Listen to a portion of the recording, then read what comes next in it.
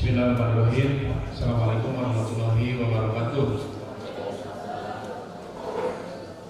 Assalamualaikum warahmatullahi wabarakatuh.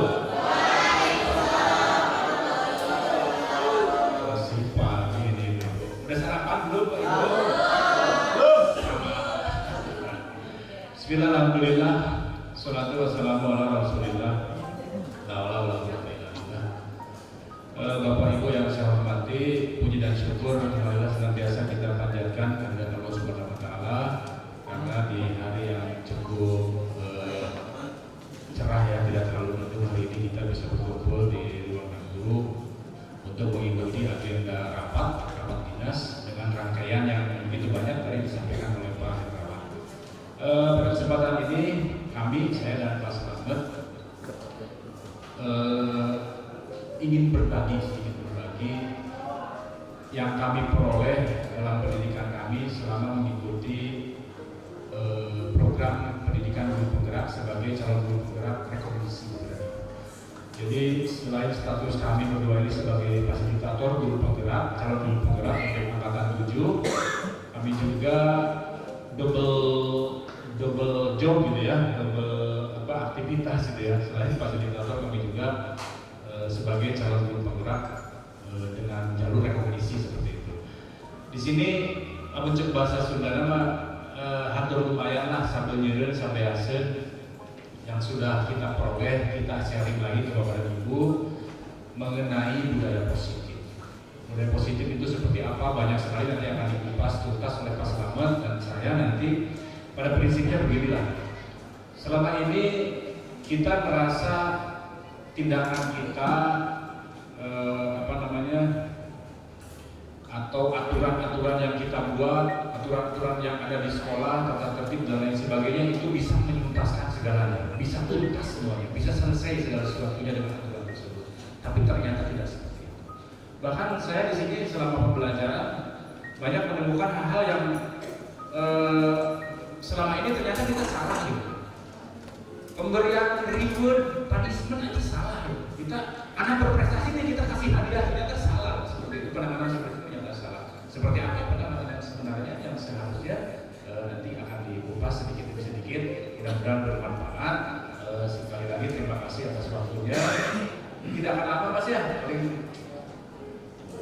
7 menit lah. 7 menit doang gitu. Baik, langsung saja agar waktunya efektif. Pada yang terhormat Bapak Slamet Raharjo dipersilakan. Terima kasih Pak Sekti. Selamat pagi rekan semuanya. Assalamualaikum warahmatullahi wabarakatuh.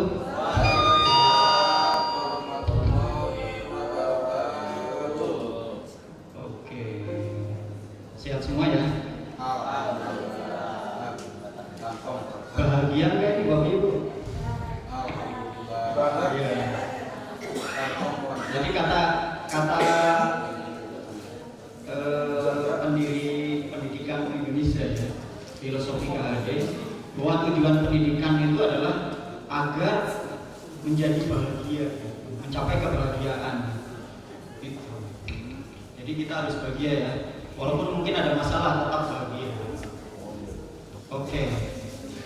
Bapak Ibu,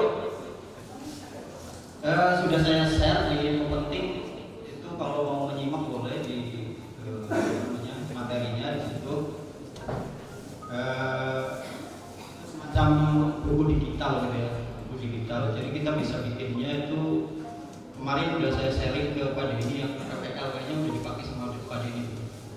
Moga aja berhasil Pak Denny PPG-nya PPL hari kemarin kayaknya sukses.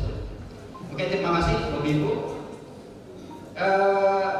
Terima kasih semuanya memberi kesempatan kepada kami. Kita belajar bersama ya Bapak Ibu. Jadi di sini kita berdua tidak merasa lebih mengerti gitu ya.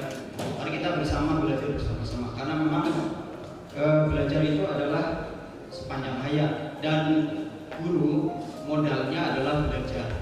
Gitu ya. Kesuksesan guru untuk bisa mengajar adalah kepandaian kita dalam belajar. Maka guru itu mestinya belajar. Oke, dalam hal ini kita sama-sama belajar ya Bapak Ibu.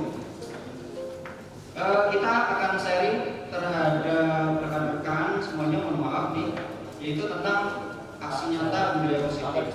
Dalam hal ini kita akan menyampaikan apa sih budaya positif, apa yang disampaikan oleh Kasih Tindari mungkin menarik. Jadi pertanyaannya begini, apakah makna budaya positif itu, kemudian apa contoh penerapan budaya positif yang telah kita terapkan selama ini. Jadi kita refleksi ya Bapak Ibu ya. Selama ini mungkin kita sudah menerapkan budaya terhadap anak-anak kita gitu ya. Tapi apakah itu sudah tepat atau perlu perbaikan gitu ya.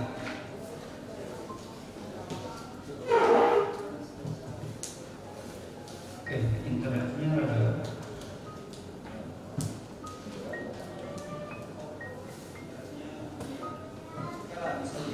Bisa dilihat di ini ya, di WA masing-masing Bapak Ibu.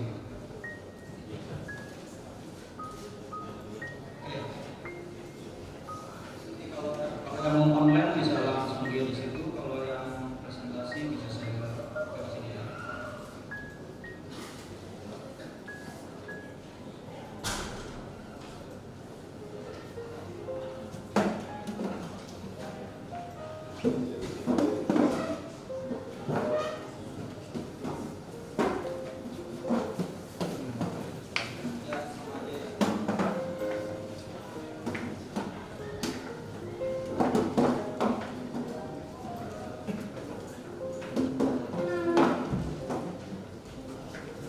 Jadi apa sih makna budaya positif gitu ya?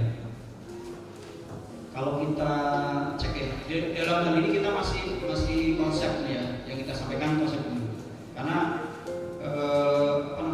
butuh implementasinya gitu ya.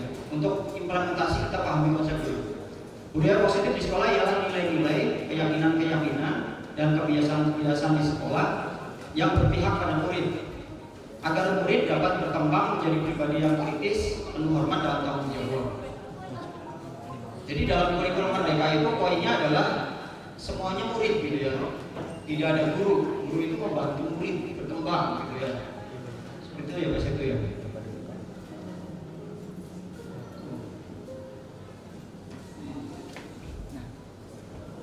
Nah, yang perlu kita pahami adalah perubahan paradigmanya. Paradigma itu pemahaman kita ya, mindset ya. Untuk membangun budaya yang positif, sekolah itu perlu pertama menyediakan lingkungan yang positif, aman dan nyaman agar murid-murid mampu berpikir, bertindak dan mencipta dengan merdeka, mandiri dan bertanggung jawab. Ini semuanya abstrak ya, semuanya abstrak. Jadi kalau visi tujuan itu biasanya begini. Kemudian menerapkan disiplin positif, lazimnya disiplin dikaitkan dengan kontrol. Ya, disiplin itu lazimnya dikaitkan dengan kontrol. Dalam hal ini kontrol dulu dalam menghadapi murid. Itu ya Bapak Ibu ya. Kontrol dulu dalam menghadapi murid. Jadi pertanyaannya, bisakah kita mengontrol seseorang? Ini teorinya ya. Selama ini kita berpedoman pada teori stimulus respon selama ini ya. Ya. Nah, sekarang kita mencoba untuk berubah kepada teori kontrol. Dalam teori stimulus respon, kenyataan atau realita kita anggapnya sama gitu ya. Kebutuhan siswa itu sama, materi harus sama, gitu ya, Bapak Ibu ya. Kemudian kita mencoba mengubah orang lain agar berpandangan sama dengan kita, memaksa anak harus sama dengan saya, gitu ya. Itu teori stimulus respon. Kemudian perilaku buruk dilihat sebagai suatu kesalahan. Anak nggak mengerjakan salah, kemudian anak tidak hadir salah gitu ya, anak bolos salah gitu kan. Jadi semuanya dianggap sebuah kesalahan. Oke, ini teorinya dulu ya Bapak Ibu. Karena ini semacam brainstorm. Saya juga ketika menerima materi begini ada sadis juga nih konsepnya. Kemudian orang lain bisa mengontrol saya gitu ya. Saya intimidasi ke masing ikut gitu ya. Kalau perlu saya pakai pistol gitu ya. Ya kasus Sambo kan kontrol Joshua ternyata nggak bisa gitu ya. Akhirnya tembak gitu ya. Itu teori stimulus respon. Jadi berdasarkan pengaruh katanya bisa menguasai orang lain, mengatur orang lain. Ini teorinya biar ini ya. Kemudian pemaksaan ada pada saat rujukan gagal. Jadi kalau nggak ikut saya kasih ini, saya paksa gitu ya. Itu teori stimulus respon. Kemudian model berpikirnya menang kalah. Kalau menang nggak menang ya kalah gitu ya. Nah, sekarang kita coba berubah kepada teori namanya teori kontrol. Teori kontrol ini realitasnya bahwa kita berbeda gitu ya. Saya sama Pak Septi berbeda, pakai bajunya aja berbeda gitu ya. Gayanya aja beda gitu ya. Saya selain kanan, Pak Septi oke gitu ya. Gitu jelas berbeda gitu ya. Itu realitasnya begitu. Pak Agus walaupun sama-sama Agus tuh ada Pak Agus dua-dua ya pasti berbeda gitu ya. Itu kenyataan. Jadi kita nggak bisa menyamakan. Saya dengan Pak Septi sama nggak bisa. Anak-anak juga nggak bisa kita samakan gitu ya. Anak ini gitu ya. Kemudian setiap orang memiliki gambaran yang berbeda juga. Bahwa saya sekolah buat apa gitu ya. Mereka berbeda-beda. Saya ngajar di SMA 6 punya value berbeda-beda gitu ya. Wah, itu kenyataannya loh. Pak Gio gitu ya, kenapa dipanjangin gitu ya? Dia punya value gitu ya. Mas Septi juga punya gitu ya. Saya juga punya nih, gitu ya. Ini ustaznya malah kumisnya yang dipanjangin gitu ya. Ya, itu realitas loh. Ini kenyataan. Kemudian gambaran tentang bahagia, tentang kebutuhan itu berbeda juga. Semua perilaku memiliki tujuan. Ini yang penting. Tadi misalkan anak mau masuk kelas, kenapa? Itu nggak ada tujuannya. Gitu ya. Punten Pak Momon, saya baru ngumpulin RPP misalkan ada tujuannya Pak Momon. Gitu ya. Jadi Pak Momon sebelum menyampaikan ke forum bahwa Pak Slamet belum ngumpulin RPP gitu ya, saya bilang dulu gitu ya. Kalau buat saya udah buat Pak, tenang buat. Kalau buat itu udah dari bulan Juni Pak. Tenang. Tapi belum bisa print nih sebenarnya. Oke, mohon maaf ini bukan berarti saya ngocok-ngocokin yang lain bukan ya. Karena saya ada tujuannya gitu ya. Ini saya berpandangan pada teori ini juga gitu. Saya pikir membuktikan bahwa teori kontrol itu kita tidak bisa mengontrol orang lain. Terus hanya ada yang bisa, hanya Anda sendiri yang bisa mengontrol diri Anda sendiri gitu ya. Jadi Pak Septi nggak bisa mengontrol saya gitu ya. Hanya saya yang bisa mengontrol diri saya sendiri gitu. Wah ini kayaknya sangat ini ya. Tapi ini yang terjadi ya sebenarnya. Nah nanti langkah-langkahnya seperti apa? Kolaborasi dan konsensus menciptakan pilihan baru. Jadi memang kalau kita bicara tentang kebebasan ada aturan lain. Nah itu di situ nanti kita bicaranya. Kemudian model berpikir menang-menang, tidak ada yang kalah gitu ya. Walaupun anak siswa salah, nanti kita validasi. Nanti ada namanya restitusi.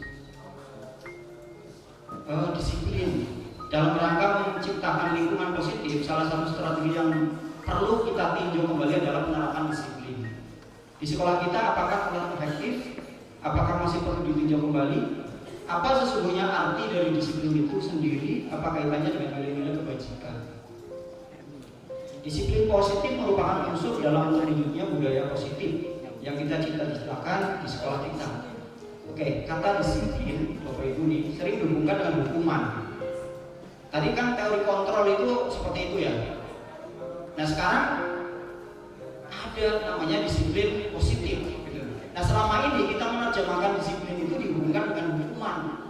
Kalau nggak sesuai peraturan ya dihukum gitu ya. Gitu ya Bapak Ibu ya.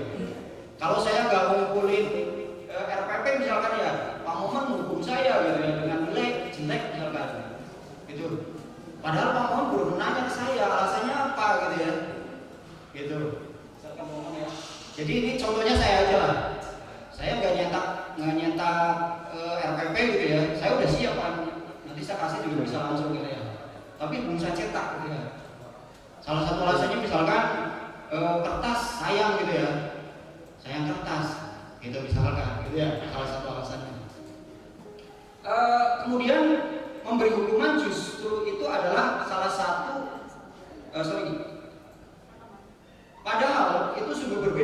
belajar tentang disiplin positif tidak harus memberi hukuman, gitu ya. Justru itu adalah salah satu alternatif terakhir, dan kalau perlu tidak digunakan sama sekali. Hukuman itu tidak perlu, gitu ya. Seperti apa sih agar tidak perlu memberi hukuman? Ini KHD, ini filosofinya dari sana menyatakan bahwa untuk mencapai kemerdekaan dalam konteks pendidikan kita saat ini dan untuk menciptakan murid yang merdeka, syarat utamanya adalah harus disiplin kuat. Ya, harus disiplin kuat.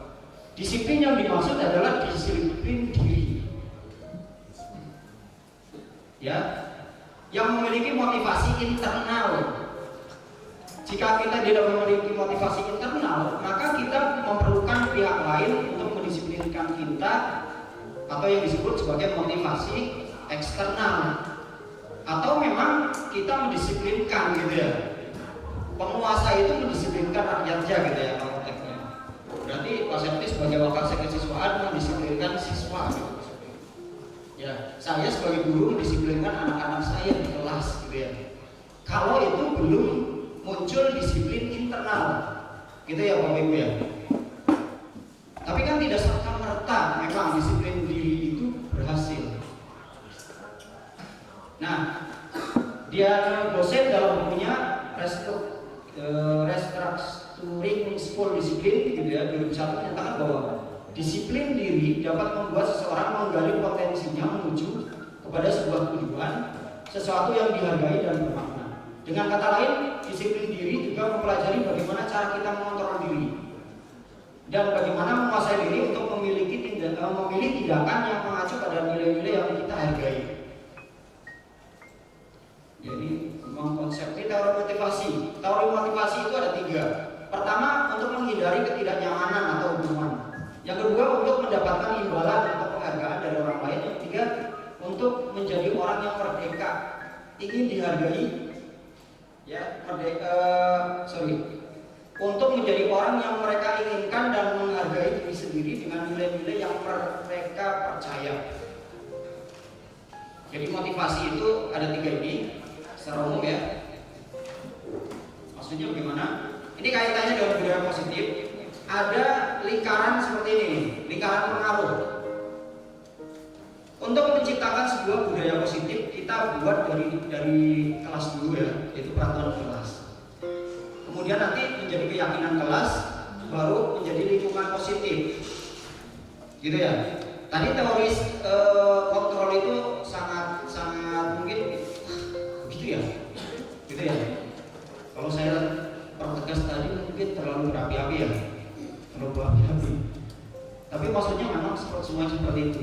Nah, dalam kenyataannya kan memang seperti itu, ya. Dalam kenyataannya seperti itu. Maka kita agar bisa menciptakan budaya positif, seperti apa langkah-langkahnya, gitu ya. Ini dengan sebuah diagram begini ya. Dimulai dari lingkup kelas dulu, gitu ya. Dengan peraturan kelas, keyakinan kelas, kemudian lingkup positif, baru budaya positif. Mengapa tidak peraturan saja? Mengapa harus keyakinan kelas? Jadi selama ini kan kita membuat namanya peraturan. Oke Bapak Ibu, kalau peraturan yang membuat biasanya siapa Bapak Ibu?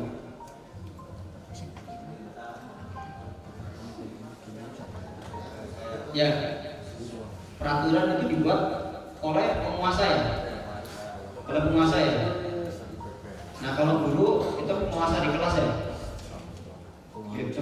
Jadi aturan saya adalah begini, gitu ya. Mengapa kita memiliki peraturan harus menggunakan helm bila mengendarai kendaraan roda 2, gitu ya. Kemudian mengapa kita memiliki peraturan 3M, menggunakan masker, mencuci tangan dan menjaga jarak 1,5 meter. Kemudian mengapa kita memiliki peraturan harus datang tepat waktu pada saat mengikuti pelatihan.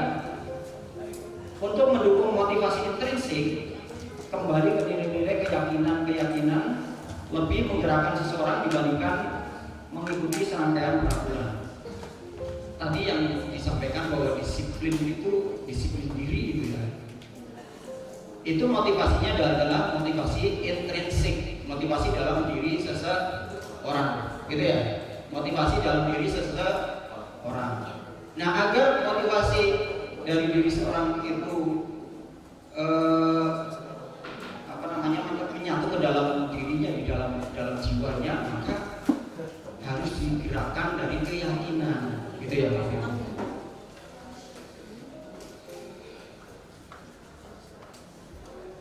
Oke ya, mohon maaf ini rada panjang sedikit. Oke, sekarang keyakinan kelas, hukuman dan penghargaan. Keyakinan kelas adalah nilai-nilai kebajikan atau prinsip-prinsip universal yang disepakati bersama secara universal, lepas dari latar belakang suku, negara, bahasa maupun agama. Jadi membuat keyakinan di kelas, gitu ya. Kesepakatan itu adalah berdasarkan nilai-nilai prinsip-prinsip kebajikan, gitu ya. Kebajikan yang universal. Menurut dosen, suatu keyakinan akan lebih memotivasi seseorang dari dalam atau intrinsik. Seseorang akan lebih bersemangat untuk menjalankan keyakinannya daripada hanya sekedar mengikuti serangkaian peraturan. Jadi disiplin tadi kita membangunnya adalah dari keyakinan, gitu ya. Keyakinan dimulai dari kesepakatan mungkin ya. Jadi pembentukan keyakinan kelas, oke, mungkin nanti Pak Septi lagi sini menyampaikan ya. Mohon maaf tadi perubahan dari teori stimulus respon ke teori kontrol itu perlu diskusi panjang ya. Tidak bisa ditelan mentah-mentah gitu ya. Kalau misalkan mau ada yang bertanya, boleh sebelum dilanjutkan Pak Septi. Tentang teori stimulus respon kepada teori kontrol. Biar gak salah paham ya berbeda. Pak Agus, oke. Ada yang mau bertanya boleh? Cukup. Dilanjutkan oleh Pak Septi. Terima kasih Pak Septi. Silakan.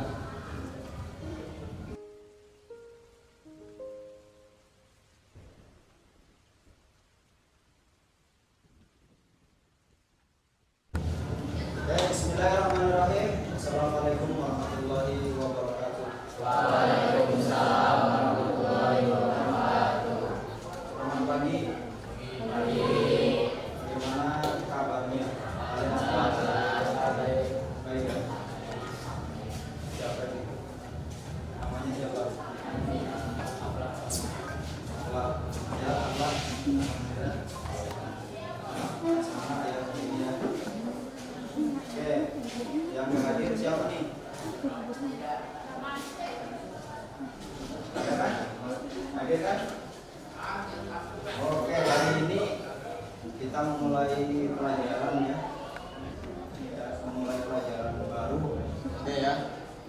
Jadi sebelum kita melaksanakan kegiatan pembelajaran lebih lanjut lagi gitu ya, nanti kan kita akan melewati satu semester ke depan gitu ya.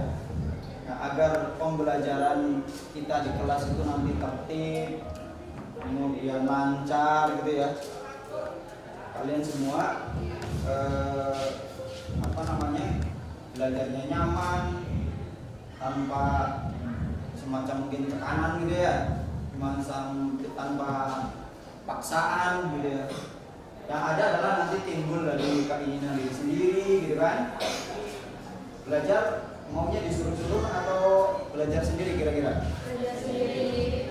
Nah, tapi kayaknya kan masih ada ya yang belajar itu maunya dipaksa aja ya.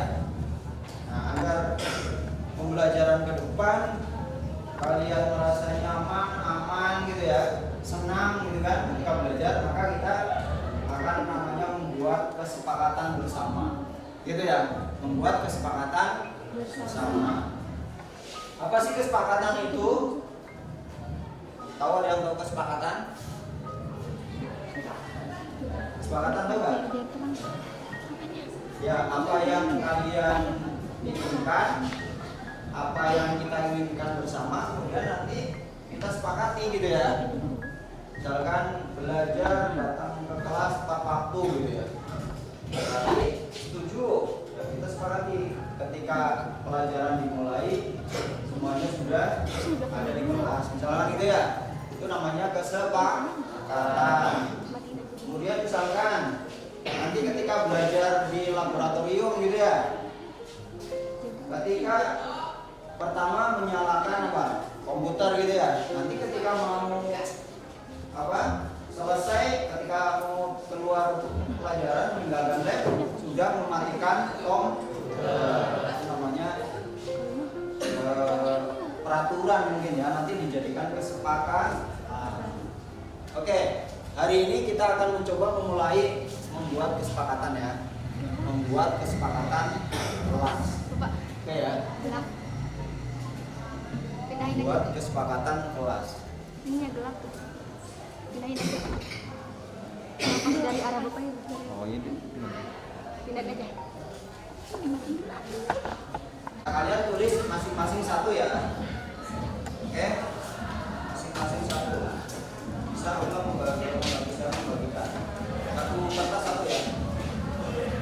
Kamu Bagas sebelah sana. Bagas sebelah sini.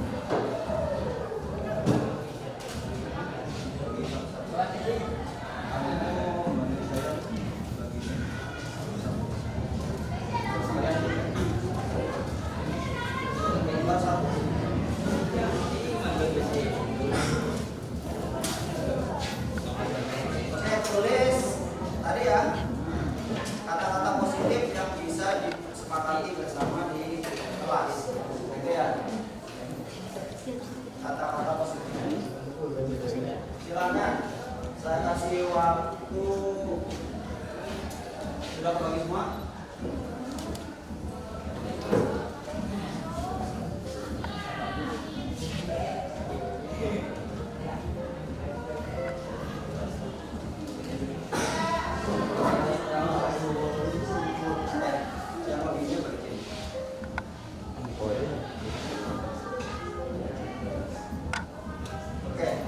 Jadi satu orang satu ya, satu hal positif yang bisa diusulkan ya. Nanti dari usulan-usulan itu kita tempel ke depan ya, kita tempel ke depan, gitu ya. Oke, silakan masing-masing mengusulkan satu aja, tulis. Silakan. Berapa menit nih? 3 menit cukup ya untuk satu usulan.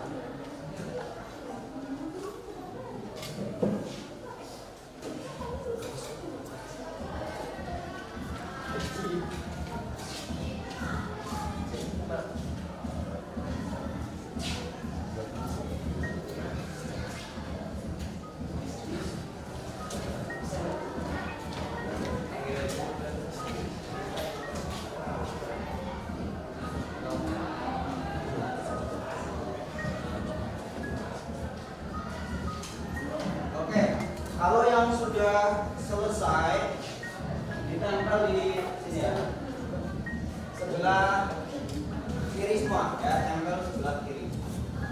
Semuanya ditempel sebelah kiri. Kalau yang sudah selesai tempel semuanya. Sini ya, tempel semuanya sini. Silakan.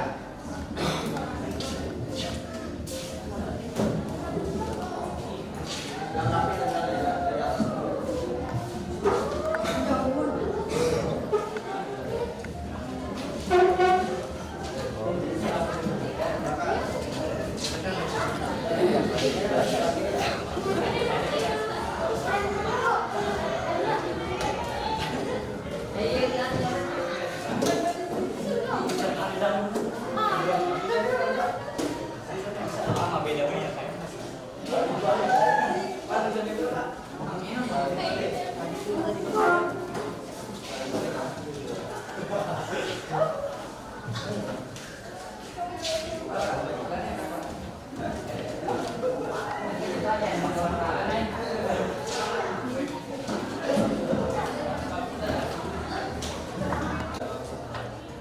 Terus berarti apa?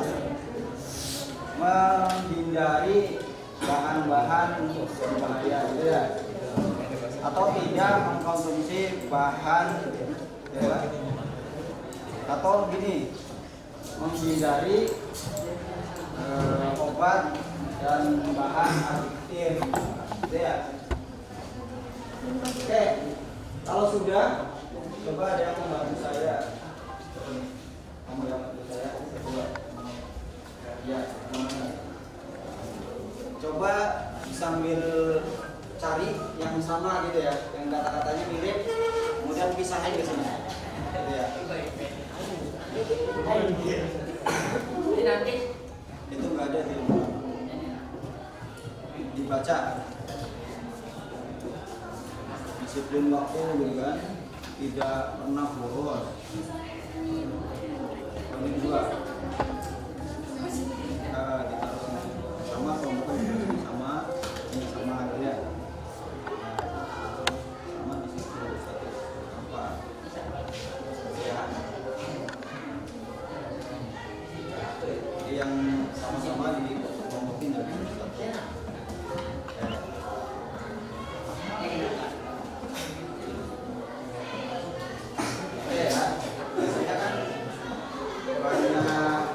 Kepala gitu, tapi kadang ada yang sama kan pendapatnya.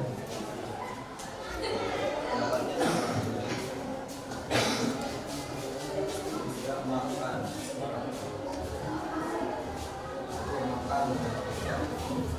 air kan sama itu sama makan minum semua aja untuk makan.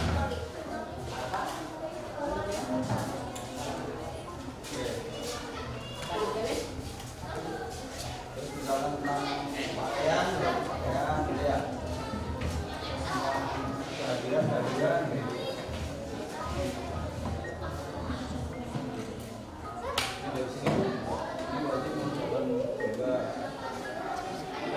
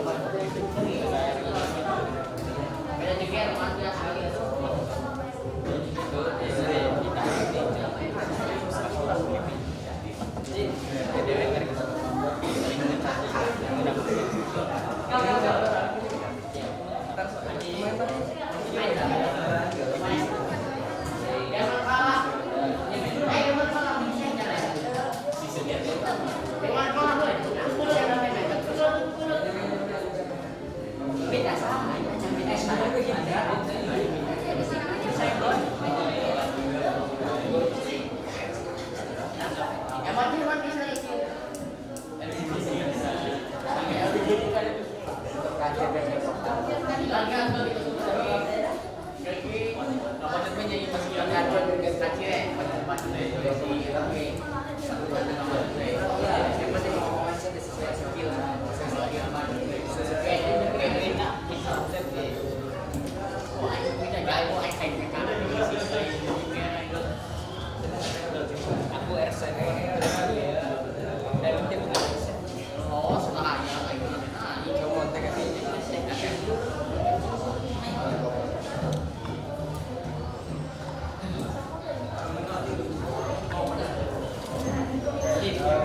bukan? Ada berapa kelompok?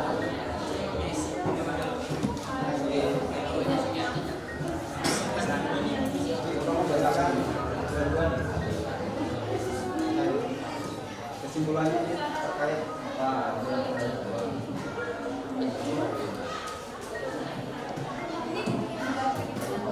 Ya, baca kesimpulan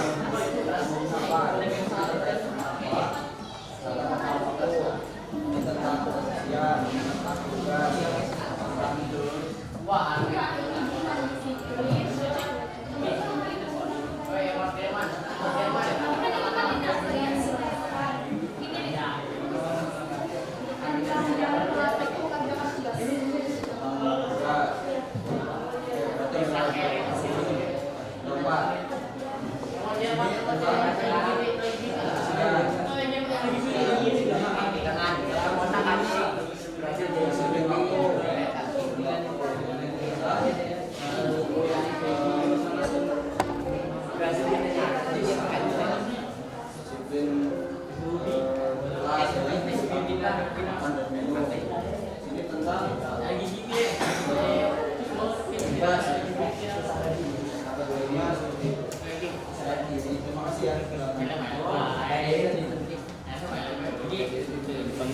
Oke, setelah apa namanya dikelompokkan, ini mengerucut kepada 3 atau 4 ya, 1, 2, 3, 4.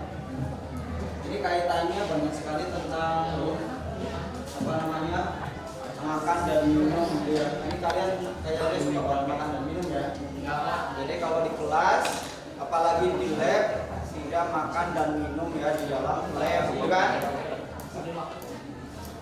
Jadi dari bahasa-bahasa yang sudah ada, oke ya, nanti kalian yakini gitu ya. Jadi dari kesepakatan ini harus kalian yakini. Misalkan tentang disiplin waktu, gitu kan? Apa yang sudah disepakati, misalkan kita hadir tepat waktu, gitu ya. Mengikuti pembelajaran, hadir tepat waktu mengikuti pembelajaran. Semuanya sepakat nggak? Coba yang nggak sepakat, ya sepakat ya? Bahwa belajar itu ada waktu-waktunya kan? Ada jadwalnya, jadi sesuai jadwal. Oke. Batas toleransinya kalau tidak tepat waktu paling ya 5 menit lah gitu ya. Kalau udah lewat 5 menit, misalkan 10 menit itu udah hitungan terlambat ya. Kalau 10 menit berarti udah terlambat. Oke ya, jadi sepakat itu. Nah selanjutnya agar kalian merasa bahwa apa namanya hal itu penting, maka diyakini, gitu ya. Jadi guru nanti tidak harus kamu terlambat saya hukum, gitu ya, gitu nggak? Jadi kalau kalian terlambat nanti Pak mohon maaf saya terlambat, gitu ya. Gitu. Jadi nggak harus alasannya apa, gitu kan? Nanti guru akan menanyakan alasannya. Nah diyakini bahwa ketika datang di sekolah tidak terlambat, ketika mengikuti pembelajaran tidak terlambat, itu kaitannya dengan waktu. Oke ya. Nah ini diyakini sampai nanti selama pembelajaran. Gitu. Kemudian makan dan minum tadi udah ya. Ya memang kalau di kelas apalagi di lab jangan makan dan minum di mana? Di tempat makan dan minum, gitu ya. Bisa di kantin, bisa di teras, gitu ya. Oke ya. Makan dan minum di tempat yang disediakan. Sepakat gak? Sepakat. Nanti kalau di lab saya lihat masih ada yang makan dan minum, berarti belum yakin dengan kesepakatan ini. Oke ya. Jadi makan dan minum di tempat yang disediakan, bukan di dalam lab, gitu ya. Selanjutnya kaitan dengan tugas.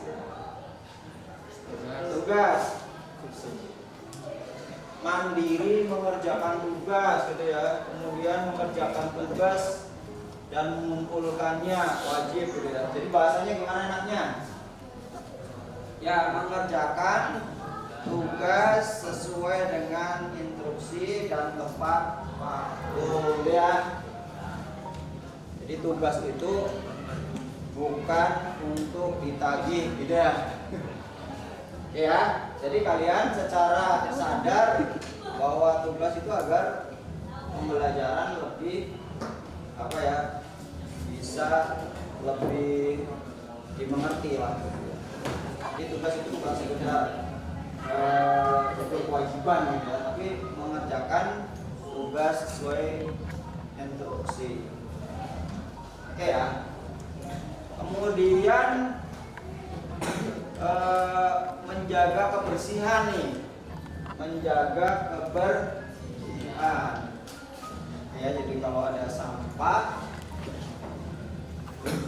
refleks ya. Biasanya kalau ada sampah Bagas gimana?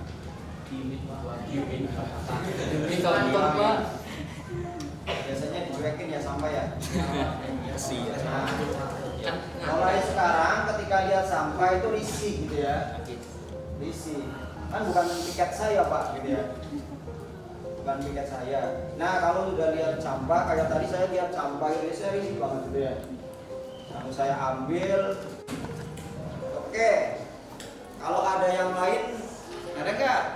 Udah cukup kali ya? Udah. Jadi kalau keyakinan itu tidak usah banyak-banyak, tapi udah menyangkut semuanya. Tadi pertama berkaitan dengan doa, gitu ya. Kedua berkaitan dengan disiplin, baik ya. Doa, disiplin. Kemudian ketiga berkaitan dengan kebersihan. Keempat berkaitan dengan makan dan minum. Karena itu penting banget ya. Kemudian kelima berkaitan dengan mengerjakan tugas. Oke ya. 5 hal ini kayaknya sudah memuat semua. Jadi keyakinannya adalah apa? Kalau tadi kesepakatan adalah sekarang jadi keyakinan bahwa berdoa sebelum dan sesudah belajar itu adalah hal yang harus diyakini. Oke, yakin nggak? Yakin ya. Kalau belum yakin, yakini sekarang bahwa berdoa itu menjadi nilai ibadah dan harus kalian lakukan.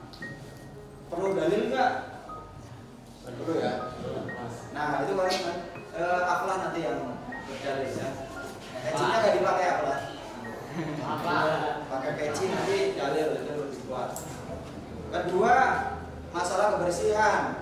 Kita menjaga kebersihan di kelas gitu ya, dan lingkungan kita. Ya.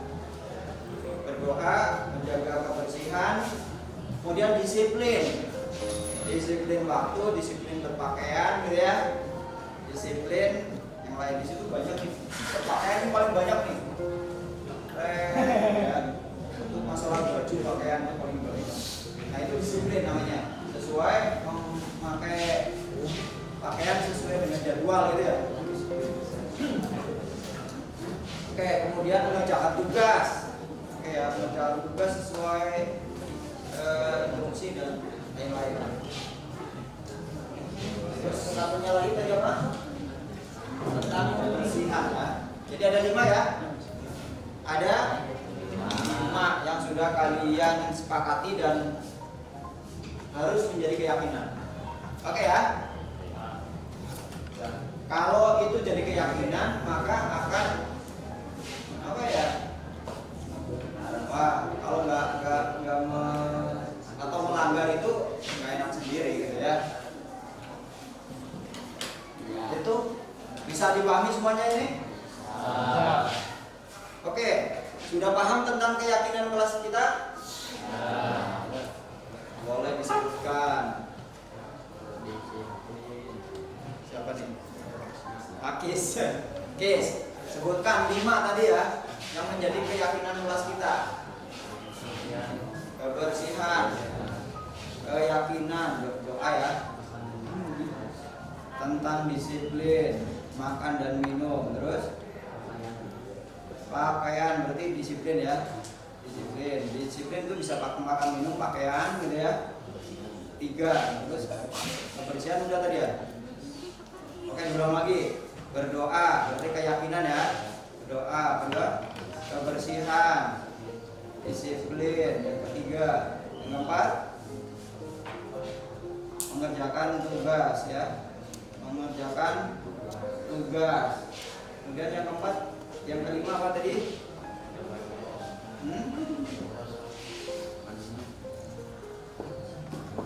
Yang kelima apa? Tugas tadi udah belum? Mengerjakan tugas tepat waktu gitu ya. Kebersihan udah? Ya. Oke, diulang lagi. Biar kita ingat ya, 5 aja ya. 5 aja. Tulis, harus ditulis dulu ya. Oke, 1 berdoa ya. Berdoa, keyakinan. Berdoa sesuai dengan agama dan kepercayaan. Kedua, kebersihan. Oke ya, kebersihan. Ketiga tentang disiplin. Oke ya. Kemudian Kebersihan. keempat tentang tugas. Kelima tentang apa yuk?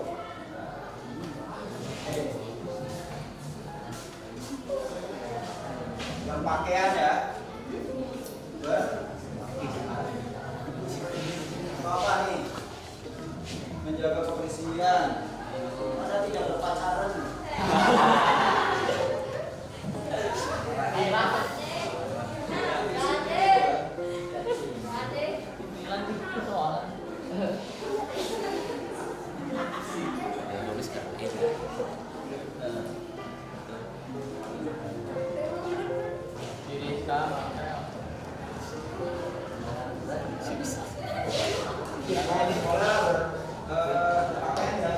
Berpakaian itu udah masuk ke disiplin ya. Jadi cukup 4 ya berarti. Nah, 4 aja ya. Tugas itu disiplin itu makan dan minum ya. Makan dan minum. Terus berpakaian.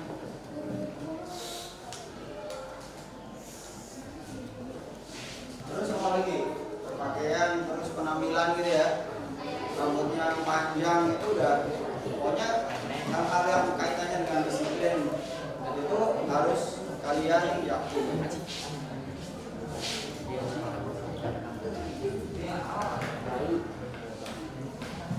Oke.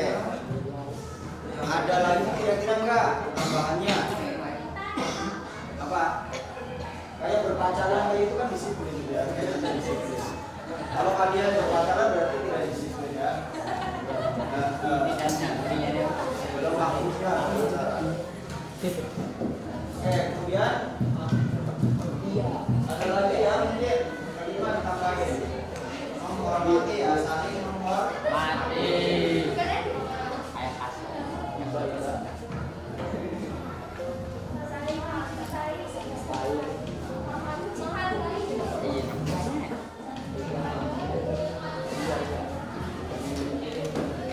Ya, ini saling menghormati dan menghargai. Jadi tidak ada yang membuli gitu ya. Tidak ada yang ngata-ngatain temennya gitu ya. Kemudian ke Bapak Ibu guru berkata dengan sopan gitu kan. Oke. Kayaknya udah nih cukup 5. Ya mencintai boleh lah ya. Menyayangi boleh ya. Kita tidak boleh saling ya. Cukup paham ya. Semuanya meyakini ya. Jadi selama pembelajaran ke depan prinsip-prinsip ini dipegang ya. Ini menjadi keyakinan kelas ya. Salah dari tadi Keyakinan kelas. Kalau tadi kesepakatan, sekarang jadi keyakinan. keyakinan. Bisa nyemlet.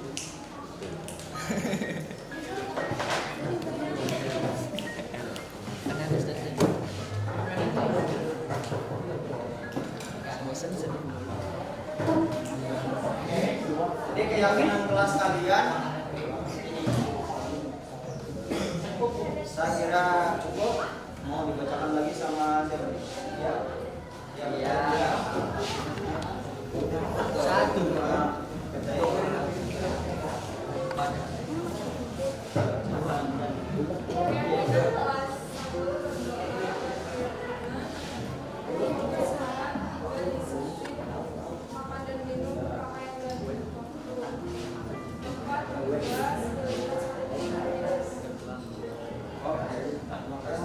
Kita beri tepuk tangan untuk kita semua.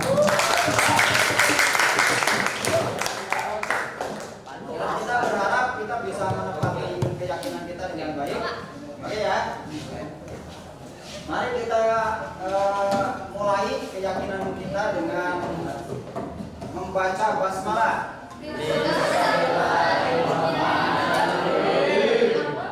Oke, untuk mengakhiri kegiatan pagi ini saya tutup dengan hamdalah. Assalamualaikum warahmatullahi wabarakatuh. Waalaikumsalam.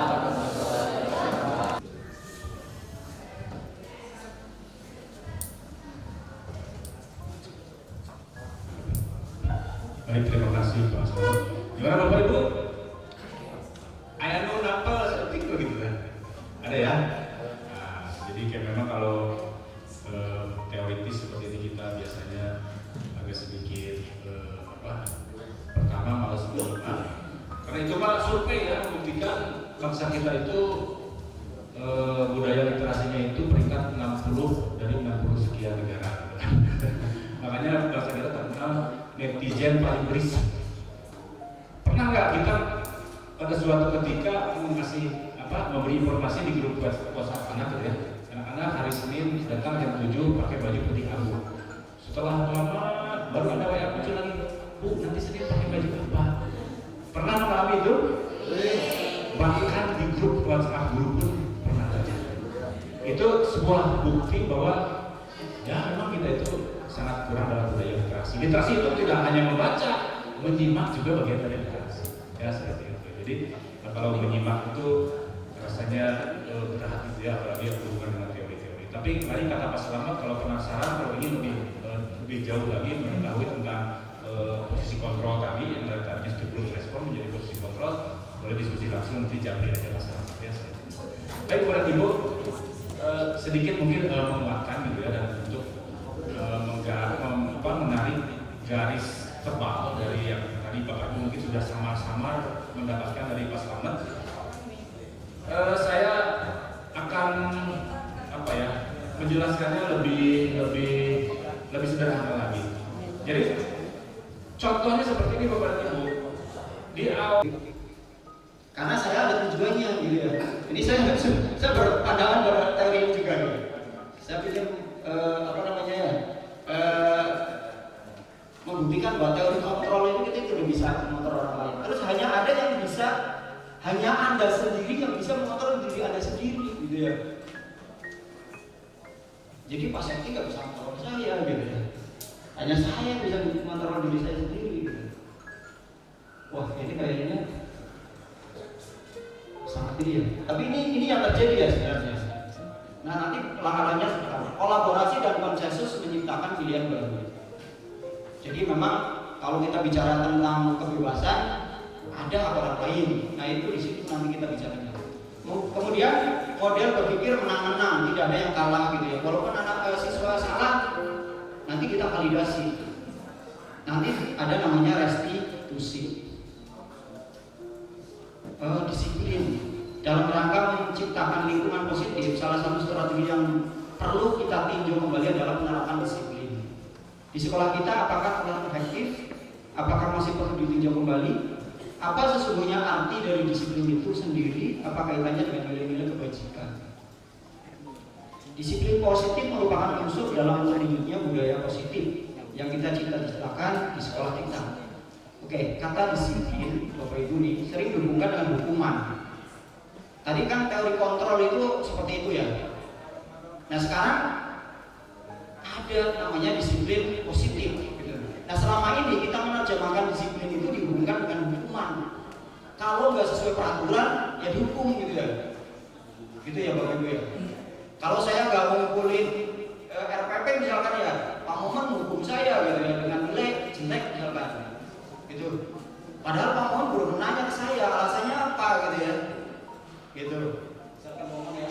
Jadi ini contohnya saya aja lah. Saya nggak nyetak RPP gitu ya. Saya udah siap kan. Nanti saya kasih juga bisa langsung gitu ya. Tapi belum saya cetak gitu ya. Salah satu alasannya misalkan kertas sayang gitu ya. Sayang kertas gitu misalkan gitu ya. Salah satu alasannya. Kemudian memberi hukuman justru itu adalah salah satu padahal itu sungguh berbeda karena belajar tentang disiplin positif tidak harus memberi hukuman. Gitu ya. Justru itu adalah salah satu alternatif terakhir dan kalau perlu tidak digunakan sama sekali. Hukuman itu tidak perlu. Gitu ya. Seperti apa sih agar tidak perlu memberi hukuman? Ini KHD, ini filosofinya dari sana menyatakan bahwa untuk mencapai kemerdekaan dalam konteks pendidikan kita saat ini dan untuk menciptakan murid yang merdeka, syarat utamanya adalah harus disiplin kuat. Ya, harus disiplin kuat. Disiplin yang dimaksud adalah disiplin diri. Ya, yang memiliki motivasi internal. Jika kita tidak memiliki motivasi internal, maka kita memerlukan pihak lain untuk mendisiplinkan kita atau yang disebut sebagai motivasi eksternal. Atau memang kita mendisiplinkan gitu ya. Penguasa itu mendisiplinkan rakyatnya gitu ya konteksnya. Berarti Pak Septi sebagai wakil kesiswaan mendisiplinkan siswa gitu. Ya, saya sebagai guru mendisiplinkan anak-anak saya di kelas gitu ya. Kalau itu belum muncul disiplin internal. Gitu ya Bapak Ibu ya.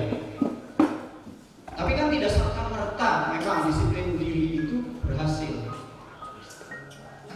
Nah, dia dosen dalam bukunya Restructuring School Discipline gitu ya, 2001 menyatakan bahwa disiplin diri dapat membuat seseorang menggali potensinya menuju kepada sebuah tujuan, sesuatu yang dihargai dan bermakna. Dengan kata lain, disiplin diri juga mempelajari bagaimana cara kita mengontrol diri dan bagaimana menguasai diri untuk memilih tindakan yang mengacu pada nilai-nilai yang kita hargai. Jadi mengkonsepsi teori motivasi. Teori motivasi itu ada 3. Pertama, untuk menghindari ketidaknyamanan atau hubungan. Yang kedua, untuk mendapatkan imbalan atau penghargaan dari orang lain. Yang ketiga, untuk menjadi orang yang merdeka, ingin dihargai. Ya, untuk menjadi orang yang mereka inginkan dan menghargai diri sendiri dengan nilai-nilai yang mereka percaya. Jadi motivasi itu ada 3 ini. Secara umum ya, maksudnya bagaimana? Ini kaitannya dengan budaya positif. Ada lingkaran seperti ini, lingkaran pengaruh. Untuk menciptakan sebuah budaya positif, kita buat dari kelas dulu ya, yaitu peraturan kelas. Kemudian nanti menjadi keyakinan kelas, baru menjadi lingkungan positif. Gitu ya. Tadi teori kontrol itu sangat mungkin begitu ya, gitu ya. Kalau saya pertegas tadi mungkin terlalu berapi-api ya, terlalu berapi-api. Tapi maksudnya memang semua seperti itu. Nah, dalam kenyataannya kan memang seperti itu, ya. Dalam kenyataannya seperti itu. Maka kita agar bisa menciptakan budaya positif, seperti apa langkah-langkahnya, gitu ya. Ini dengan sebuah diagram begini ya. Dimulai dari lingkup kelas dulu, gitu ya. Dengan peraturan kelas, keyakinan kelas, kemudian lingkup positif, baru budaya positif. Mengapa tidak peraturan saja? mengapa harus keyakinan kelas? Jadi selama ini kan kita membuat namanya peraturan. Bapak Ibu, kalau peraturan yang membuat biasanya siapa Bapak Ibu?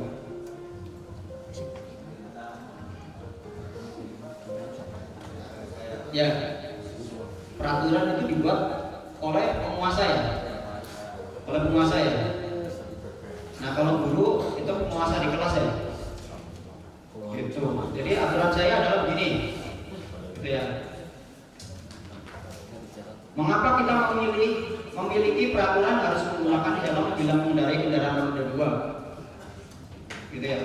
Kemudian mengapa kita memiliki peraturan 3M, menggunakan masker, mencuci tangan, dan menjaga jarak 1,5 meter bahkan. Kemudian mengapa kita memiliki peraturan harus datang tepat waktu pada saat mengikuti pelatihan. Untuk mendukung motivasi intrinsik, kembali ke nilai-nilai keyakinan lebih menggerakkan seseorang dibandingkan mengikuti serangkaian peraturan. Tadi yang disampaikan bahwa disiplin itu disiplin diri itu ya. Itu motivasinya adalah motivasi intrinsik, motivasi dalam diri seseorang, gitu ya. Motivasi dalam diri seseorang. Nah, agar motivasi dari diri seorang itu menyatu ke dalam dirinya, di dalam jiwanya, maka harus digerakkan dari keyakinan, gitu ya Pak.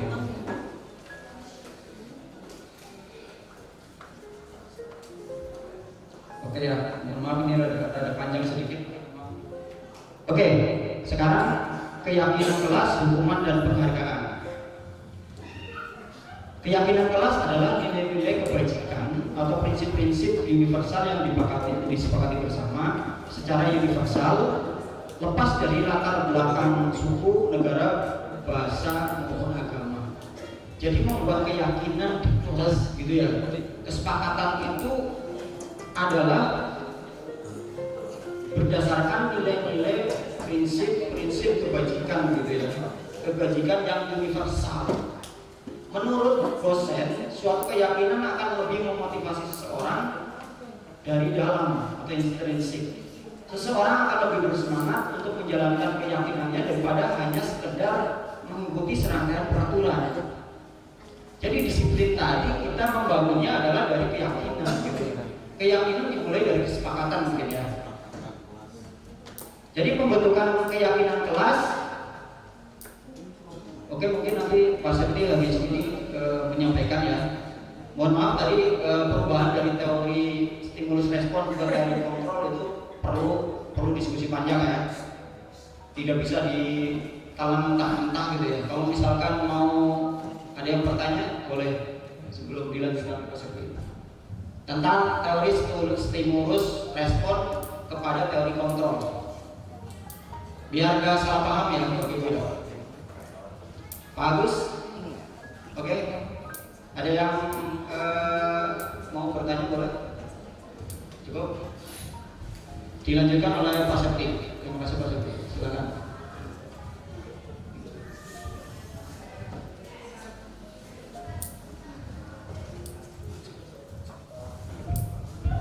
Baik, terima kasih Pak Salam. Gimana Bapak Ibu? Ayah nu napal seperti itu gitu ya? Ada ya? Nah, jadi kayak memang kalau teoritis seperti ini kita biasanya agak sedikit pertama malas menyimak. Karena itu malah survei ya membuktikan bangsa kita itu budaya literasinya itu peringkat 60 dari 60 sekian negara. Makanya bangsa kita terkenal netizen paling berisik. Pernah nggak kita pada suatu ketika memberi informasi di grup WhatsApp anak gitu ya? Anak-anak hari Senin datang jam 7 pakai baju putih abu. Setelah lama baru ada yang muncul lagi, Bu nanti Senin pakai baju apa? Pernah mengalami itu? Bahkan di grup WhatsApp guru pun pernah terjadi. Itu sebuah bukti bahwa ya memang kita itu sangat kurang dalam budaya literasi. Literasi itu tidak hanya membaca, menyimak juga bagian dari literasi. Ya seperti itu. Jadi kalau menyimak itu rasanya berat gitu ya, apalagi berhubungan dengan teori-teori. Tapi mari kata Pak Selamat, kalau penasaran, kalau ingin lebih jauh lagi mengetahui tentang posisi kontrol tadi yang dari tadinya 70 respon menjadi posisi kontrol, boleh diskusi langsung nanti jam aja masalah biasa.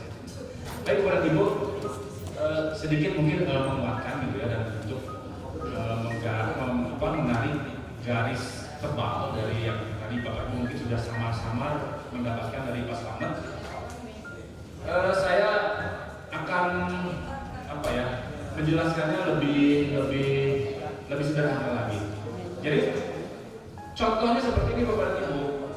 Di awal semester kemarin saya di rapat-rapat dinas di awal tahun itu suka menyampaikan sesuatu. Bapak Ibu suatu hari nanti aturan dan tata tertib sekolah akan kita lakukan menjadi keyakinan kelas, menjadi keyakinan sekolah. Pernah mendengar itu saya menyampaikan itu.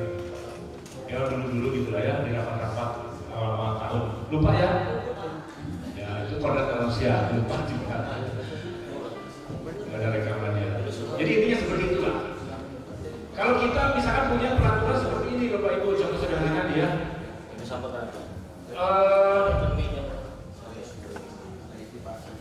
Simpan kembali barang buku pada tempatnya, misalnya itu aturannya. Itu sebuah peraturan, sebuah hal yang kita sepakati di aturan ini. Bagaimana ini agar menjadi sebuah keyakinan? Kira-kira bahasa apa yang lebih tepat? Jadi berubah paradigmanya, tadinya peraturan jadi keyakinan. Ya Allah. Kira-kira apa? Kalau simpan kembali buku pada tempatnya, itu aturan kan? Kata tertib. Bagaimana agar itu berubah menjadi sebuah keyakinan? Kita rubah kalimatnya. Rapi itu indah. Kita yakin nggak kalau rapi indah? Kita terkadang dalam hati kita kalau sesuatu yang rapi itu indah. Nah itu yang dimaksud dengan contoh sederhana peraturan yang akan berubah menjadi sebuah keyakinan. Anak-anak kita masalah kedisiplinan nih.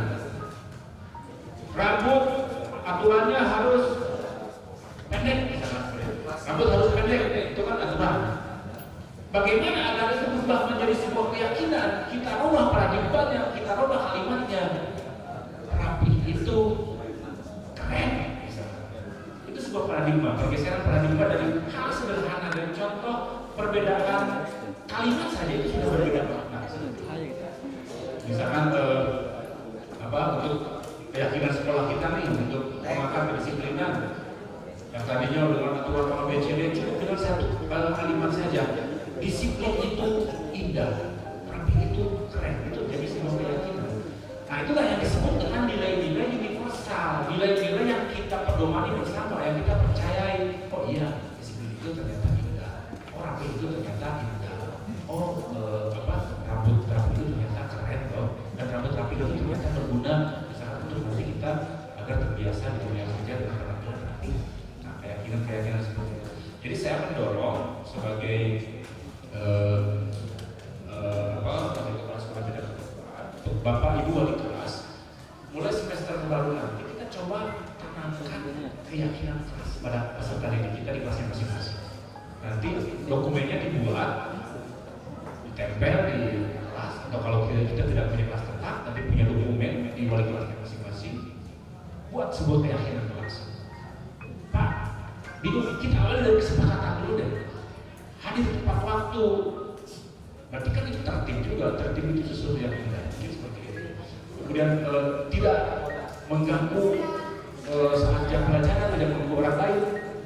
Itu juga bagian dari peraturan, kesepakatan yang lama-lama kita akan rubah paradigmanya menjadi keyakinan kelas. Seperti itu. Itu mengenai keyakinan kelas.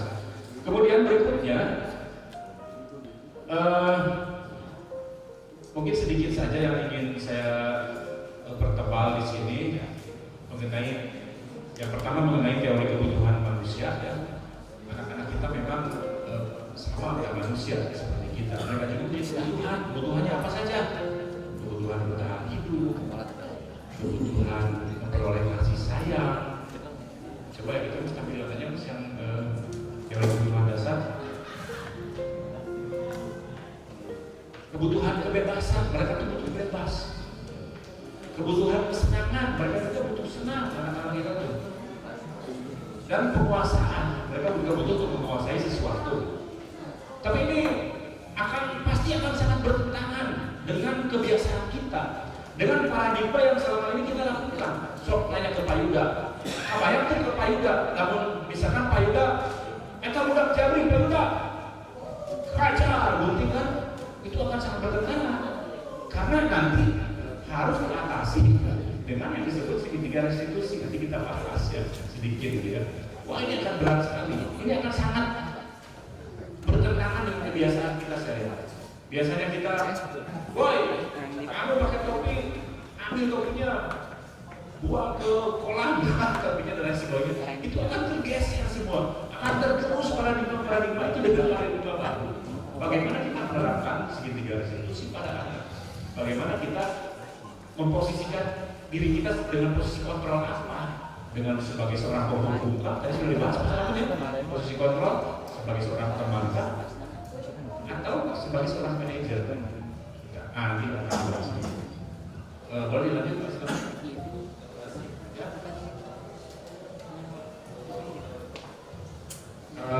Langsung ke ini aja lah, ke posisi kontrol nih tadi saya bahas ya, posisi kontrol. Nah, kita itu sebagai seorang guru ada posisi kontrol dulu. Yang pertama nih ada sebagai penghukum dan pembuat merasa bersalah. Itu di kolom paling atas sudah jelas identitasnya gagal, gitu kan, kontrol dari luar. Motivasi anaknya itu hanya menghindari hukuman. Gitu. Kalau kita posisi kita sebagai penghukum atau membuat merasa bersalah. Kemudian ada teman atau pemantau, jangan terlalu dekat juga ke anak itu.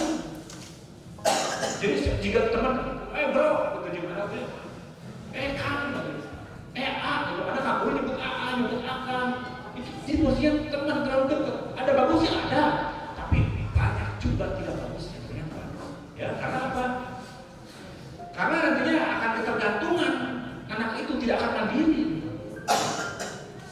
Kemudian mengharapkan imbalan juga dari sana. Kalau kita merasa temenan gitu lah, santai lah, bantuan saya gitu, guru ini akan pembantuan. Bahkan ada juga yang karena terlalu dekat dengan anak, orang lain melihatnya nih, ada ini muda gitu, timbullah gosip ini, gosip gitu, bahaya juga itu terlalu dekat dengan anak. Padahal niat kita bagus ya, pengen dekat dengan anak, pengen apa namanya, ya pengen dekat dengan anak, tapi dengan orang lain belum tentu sama dengan kita. Ada yang memandang, curi cerita begini, nggak gitu kan ada seperti itu. Hati-hati pokoknya. Terus ada pemantau juga. Mantau, nggak beja-bejakan pegawai nanti. Pak itu si aku loncat pagar, Pak itu si aku buka panjang, Pak itu si aku sepatu nggak bodas, Pak itu A, B, C, D, ngelapor tapi tidak bertindak apa-apa. Nah, yang terakhir ini yang harus kita pegang sebagai paradigma baru. Kita semua adalah sebagai seorang manajer. Wow, manajer. Posisi kontrol kita harus jadi seorang manajer. Seperti apa garis besarnya? Agar bisa menghargai diri sendiri itu yaitu kita akan mencari solusi bersama-sama. Ketika seorang anak menghadapi sebuah permasalahan, kita akan cari solusi bersama-sama bagaimana anak itu bisa menyelesaikan permasalahan tersebut.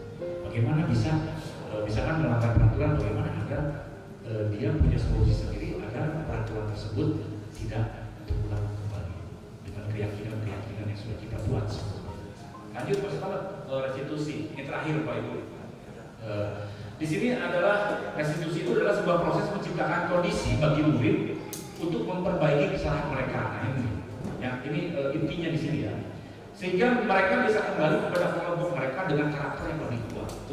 Maksudnya begini, yang rambutnya panjang kan di luar kelompok yang rambutnya rapih nih, bagaimana agar mereka bisa kembali lagi ke kelompok yang rapih dengan karakter yang lebih kuat lagi, tertanam keyakinan bahwa saya berubah dengan kesadaran sendiri, saya merapikan rambut, saya memotong rambut dengan keyakinan dan kesadaran sendiri, bukan dipotong atau digundulkan sama kayu dan misalnya seperti itu, tapi dengan keyakinan sendiri.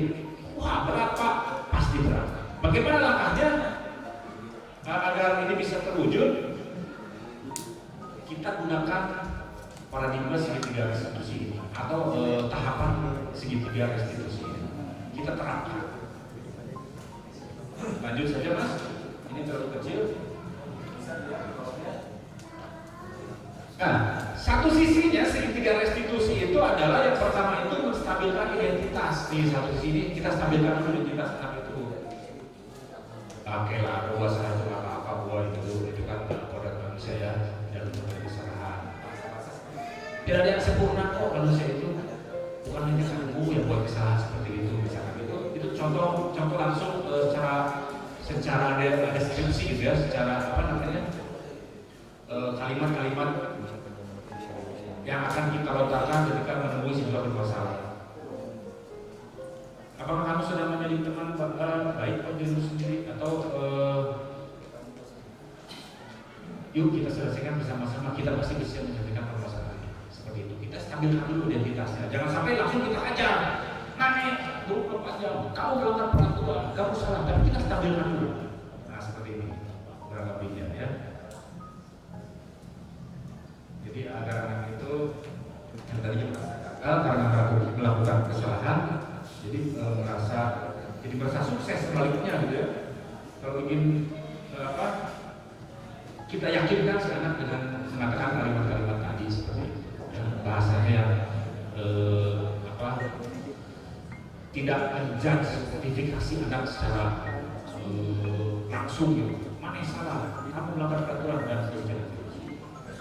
Boleh lanjut Pak Ustaz? Sisi yang berikutnya, kita validasi tindakannya. Contoh kalimat-kalimatnya seperti ini. Padahal kamu bisa lebih buruk dari ini, kamu bisa lebih celaka kalau kamu melakukan hal seperti ini. Kamu pasti punya alasan. Woi, mana alasan kamu? Rambutnya dipanjangkan, kenapa sih kamu alasannya pakai sepatu? Pasti punya alasan masing-masing mereka. Kemudian kamu harus bangga karena kamu sudah melakukan sesuatu yang menurut kamu itu benar gitu, melindungi keyakinan. Saya yakin rambut jabrik itu keren gitu, itu keyakinan. Kita hargai, kita apresiasi keyakinan mereka tentang rambut jabrik itu udah keren misalnya. Kamu boleh mempertahankan sikap itu, misalkan silakan aja rambut jabrik, tapi kamu harus tahu keyakinan kita bersama. Kamu harus tahu sikap yang seharusnya kamu lakukan. Kamu harus tahu penampilan seperti apa yang sepantasnya bersama. Boleh lanjut Pak Sam?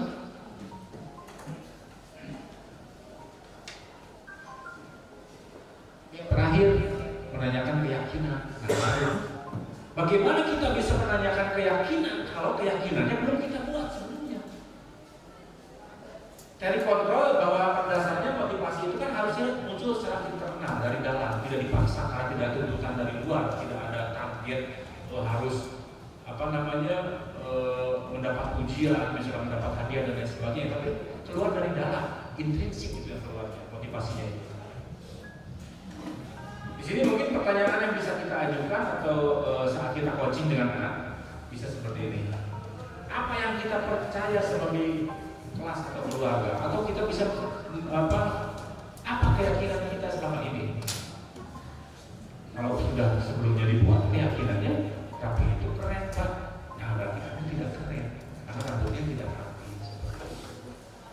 Kemudian nilai-nilai apa yang sudah kita sepakati belum, karena belum ada. Kalau kita nanti sudah coba mempraktikkan membuat keyakinan kelas, kita bisa mempertanyakan ini ke anak nanti.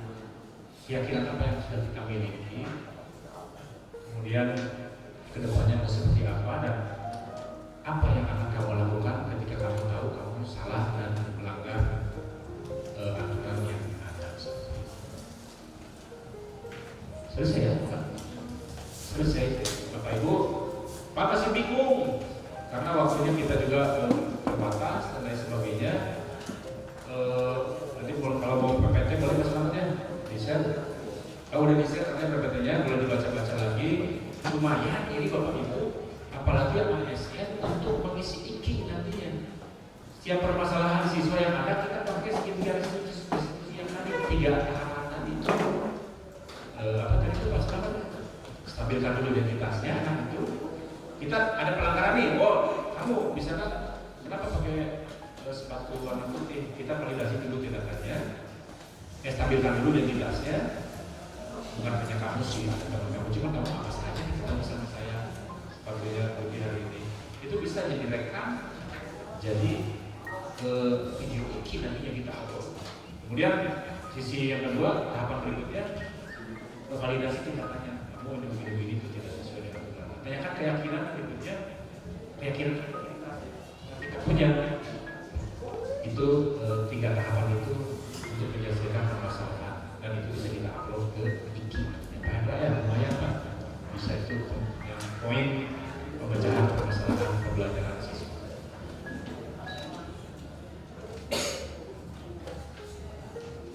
Ya, akan juga ada untuk membuat kesepakatan kelas, kira-kira kelas ada kan ya, Pak Ibu ya, poin itu bahkan unsur utama ya, membuat keyakinan kelas itu bisa dimasukkan. Nanti sampai Pak Ibu sedang membuat keyakinan dengan anak-anak dalam kelas, bisa didokumentasikan dan diupload lagi ke kelas.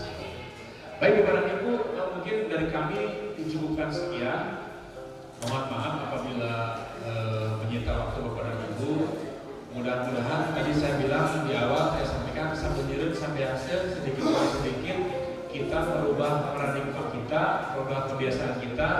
Ini pasti berat Pak Yuda nih, terutama Pak Yuda nih. Cekasan apa biasa blok udah kerja. Ya sama lah maksud Bapak dan Ibu semua biasanya langsung dicatat. Udah greget gitu ya anak tuh. Kita harus menahan diri. Kita terapkan paradigma ini untuk menyikapi permasalahan-permasalahan anak-anak kita seperti itu. Nanti terakhir saya akan kirim link YouTube ya, nanti kita bisa lihat contoh di sana penerapan segitiga restitusi. Di sini di sekolah ini sudah coba dipraktikkan. Nanti Bapak Ibu bisa lihat di sana contohnya seperti itu. Oke, ada lagi Pak Sultan? Sedikit ya, dari saya cukupkan sekian. Terima kasih. Assalamualaikum warahmatullahi wabarakatuh.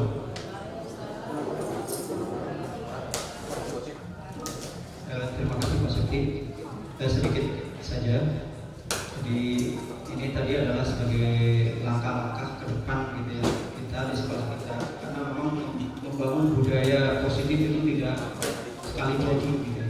Itu proses yang terus-menerus. Nah mungkin nanti akan kita terapkan dari pribadi masing-masing kita gitu ya, sampai nanti sekolah mengakomodir kebutuhan ini gitu ya.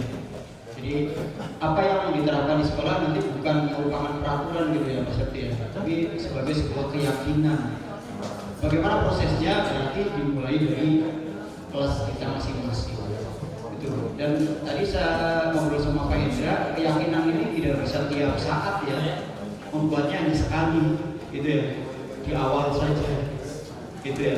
Kesepakatan kelas tuh, ketika kita upload di IG ya, kesepakatan kelas itu di awal saja. Jadi awal itu kemudian mungkin ada pembaruan, jadi pembaruan kesepakatan sebelumnya misalkan, sampai nanti menjadi keyakinan bahwa anak itu menjadikan kesepakatan kelas itu menjadi keyakinan, gitu. Tidak bisa langsung bahwa itu jadi keyakinan, gitu. Bahkan kesepakatan itu pun bisa aja dilanggar oleh mereka, gitu ya. Nah, ketika melanggar kesepakatan itulah kita menggunakan segitiga restitusi, gitu ya. Segitiga restitusi. Kalau dalam bahasa fisika ya pengumuman restitusi itu pemantulkan ya Pak ya. Pemantulan. Jadi apa yang ada di anak dipantulkan lagi. Jadi keputusannya pada anak bukan pada kita. Itu semua seperti teknik coaching lah, ya Pak Septi ya. Jadi bagaimana menyelesaikan itu adalah dengan teknik coaching. Coaching itu bukan memberi solusi, tapi menggali bagaimana anak menemukan solusinya sendiri. Itu terkait dengan ini. Tujuan akhirnya sebenarnya apa sih? Tujuan akhirnya bahwa anak-anak itu punya tanggung jawab terhadap dirinya. Tadi setiap perilaku itu kan ada tujuannya, gitu ya. Nah, dia akan bertanggung jawab terhadap perilakunya, gitu. Mempertanggungjawabkan dan akhirnya siswa itu punya kemandirian, gitu ya. Punya kemandirian. Mungkin itu dari kami berdua. Mohon maaf kalau ada kata-kata yang salah. Kemudian terima kasih sudah memberikan waktu kepada kita. Semoga aja ke depan semuanya ini bisa diterapkan di SMK Negeri 6. Terima kasih. Saya akhiri. Billahi taufiq wal hidayah. Wassalamualaikum warahmatullahi wabarakatuh.